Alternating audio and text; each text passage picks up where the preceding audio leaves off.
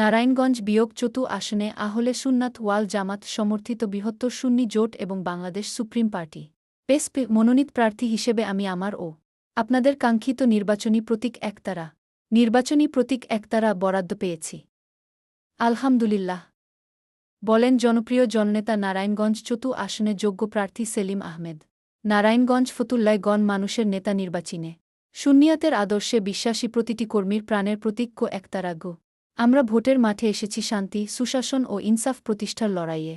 আমি বাংলাদেশ জনদল বিজেডি মহাসচিব হিসেবে আপনাদের আশ্বস্ত করছি, আমরা একটি উৎসবমুখর ও শান্তিপূর্ণ নির্বাচন চাই। ফতুল্লা থেকে রাহাদুল ইসলাম রবিন, নিউজ ভিডিও।